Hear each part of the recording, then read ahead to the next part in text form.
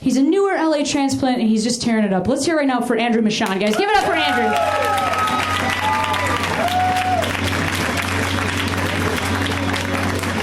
Thank you. Round of applause for Cameron, folks. She's great. Thank you. Thanks. This has been very fun. How's everyone doing? How are you folks doing in the front? Are you doing well? Good. I'm happy to hear that. In the back, are you guys doing okay? Cool. I'll assume everyone else is great too. Great. I'm so happy to be here. Thank you so much for having me. Yeah, I'd like to start the set in a way that makes me feel comfortable, and I hope you guys are okay with me doing what I'd like to do up here. So if everyone could please join me, close your eyes for a quick prayer. Thank you. Thank you. Some of you are laughing. The comedy actually has not started. This is the prayer. Thank you.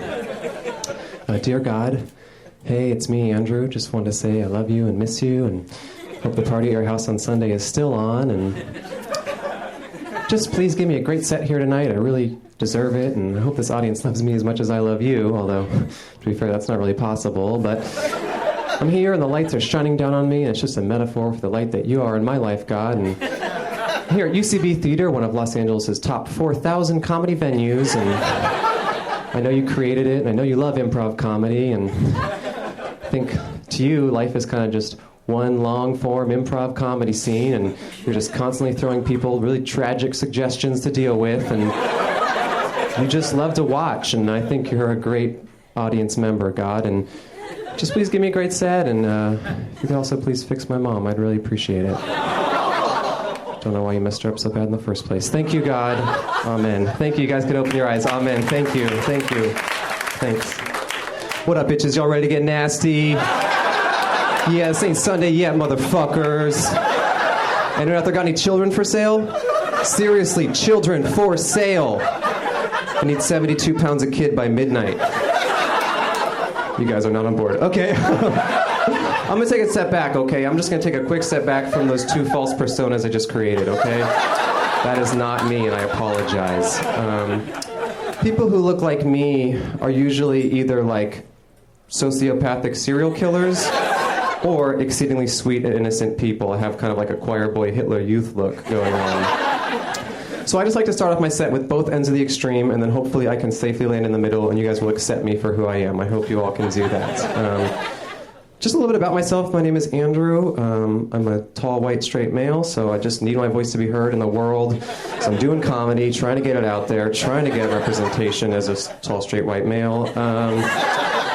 It's complex issues that I face. Like Cameron said, I'm not originally from Los Angeles. I moved here pretty recently. I don't want to say when, but less than 20 years ago. And I really like it here. It's a great place. I moved here from Portland, Oregon, which is also a place that I really like. Yeah, those guys have been there, and wooing was invented there, so it's a really great place. Yeah, Portland's great. LA's great. I like being in LA. It's a bit of an adjustment just because you're constantly surrounded by people who are more successful and more attractive than you are, which can be intimidating at times. It can also be inspiring because people work really hard to achieve what they want, and they're also somehow super hot, which is great. But it can be intimidating, you know? I mean, coming from Portland, you know, like in LA, the bar for success is extremely high.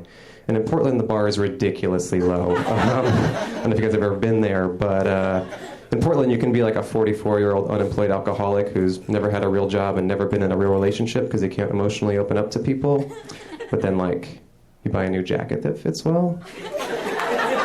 People are like, man, Isaiah's doing great. He truly turned his life around. It was touch and go for a while there, but he figured it out. Clothing is important. I was actually here earlier. I saw an earlier show, which was great, and I was sitting back there. It's just stupid of me to talk about. I have very little time up here, but I was sitting back there and I lost something. Maybe it's back there. It's like my fedora. It's like my real cool fedora. Is it back there? It's like denim. It has like a white feather. Is that okay? That's rude of you guys to laugh. Is it not back there? It doesn't matter. It's fine. It's probably lost. It's cool. I probably just like lost it swimming in all the pussy I was getting while I was wearing it. Know what I'm saying? Okay. It was flowing. I was trying to swim. I'm a good swimmer, but I don't even know what that means. I think the word pussy is really demeaning towards women. I don't mean to say it. I only wanted to use it to illustrate a larger point about fedoras and the types of people who wear them. I'm not okay with the word pussy. I don't like it. It's gross. I think it dehumanizes women and reduces them to one part of their body. And I don't know, I run into a lot of misogyny and stuff like that just doing stand-up comedy. There's some comedians who have very bad views on women, I find. And I was at a show recently, and there was a comedian on stage, and he was talking about how he really likes women with big butts, which is fine. That's a choice that he has. That's a sexual preference of his. I have no problem with that. That's totally fine. But the way he was talking about it was just really a bit inappropriate. Like, he goes like, you fellas know when an ass walks in the room, which is just like, that's just gross, you know? I mean, it's like not even a woman, just an ass, you know? Just like this floating, disembodied ass. Just like this levitating hunk of flesh, you know? It's just fucked up. It's like, I don't know, like just an ass, just a floating ass, not like a woman with like hopes and dreams and emotions and tits. You know what I'm saying? I'm a tit man. Any tit man? I'm just kidding. Totally kidding. Totally kidding. I'm not a tit man. I'm not an ass man. I am a personality man, though. I'm really into a girl. I like a girl with like a real big, real thick, real juicy, voluptuous personality. You know what I'm saying? Get on in there, take a bite. Like, yo, girl, how many siblings you got? First date. Okay. All right. I'm going to finish up here soon. The show's been really great, and I think you guys have been a great audience for everyone here. I do want to tell you one very quick story of something that happened to me quite recently. This was last Sunday, and I do mean last Sunday, 9 days ago, not comedian last Sunday, which is like 6 years ago. I mean last Sunday. I was at Walgreens, and I was in line, behind an 8 or 9-year-old boy. He was very cute. He was there with his mother, and he had a little paper bag, a little white paper bag. And he showed me and the cashier the contents of the paper bag, and inside were 4 or 5 little white mice. And I said, oh, that's interesting. And he said, yeah, they're for my snake. And the cashier's like, oh, they're so cute. And the mom's like, yeah, they are really cute. It's really hard for me to watch. And then the kid said, I love to watch. Said that to me, said that to the cashier. Very interesting. It's very interesting to get the front row seat, ground floor level of a monster. You know, just the birth of a monster. It was like a super villain origin story. I seriously, like, best case scenario, that kid murders 3, 4 people. That's a low estimate. This has been very fun. I really appreciate you guys being up here. Thank you so much. If you want to hear more of my stuff, just follow me. Not like on Twitter, but just follow me around, say hi, you know. All right, thanks a lot.